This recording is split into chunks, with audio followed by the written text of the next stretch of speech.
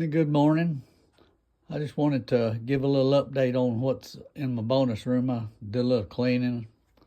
It's a multi-purpose room, so it serves more than one purpose, and it's kind of got too much stuff in it. But I just wanted to let everybody know that I'm still around and what's going on in my studio. Everything kind of revolves around this right here, and I'm running Reaper, and I've got an RME interface, so I'm running Total Mix for a monitor mixer, and I like it a lot. And here's my old dinosaurs. It gives me a few more inputs the way I've got it hooked up, but I don't think I'll ever need them up here. But this old Peavy has seen a lot of days. But anyway, here's the center of my studio right here, the RME UFX III. And I used a Focusrite 2i2 before this. I figured I'd get me something good that'd last me a long time.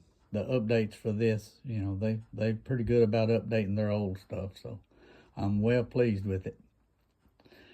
But anyway, up here's a old Digitech guitar effects processor that I've used for years and years and years. And here's what I run my PA off of.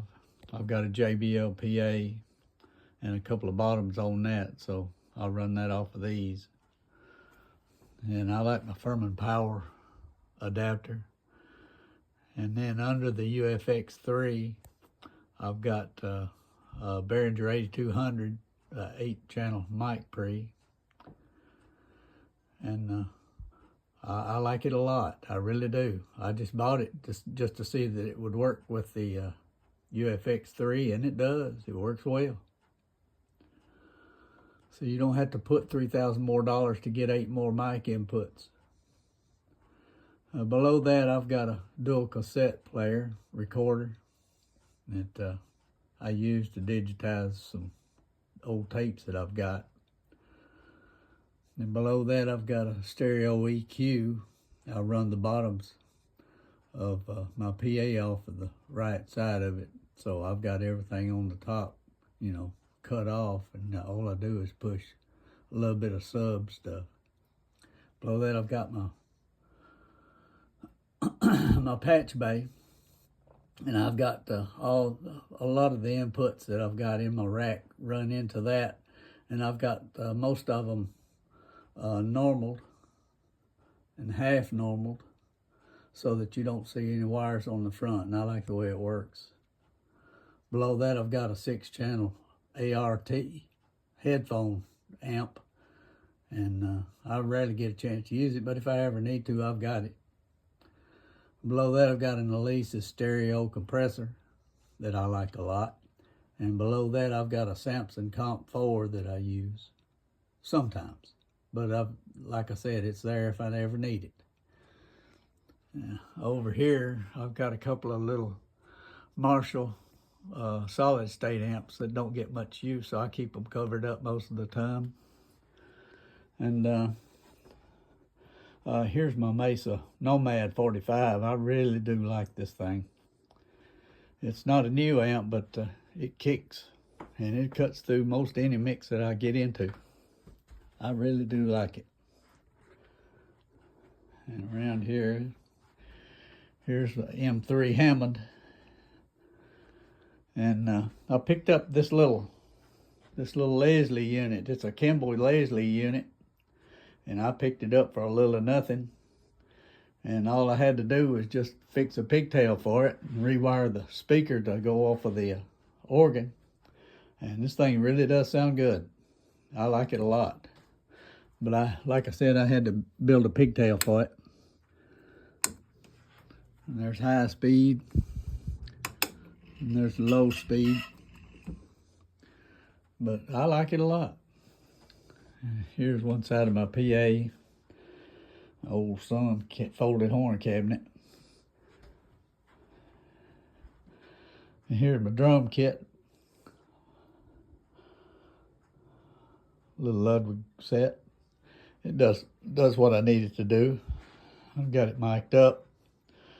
I've got a little sub kick that I made out of a old clip speaker, and that thing really does sound good. And I run a 58 on it too, so it sounds pretty good.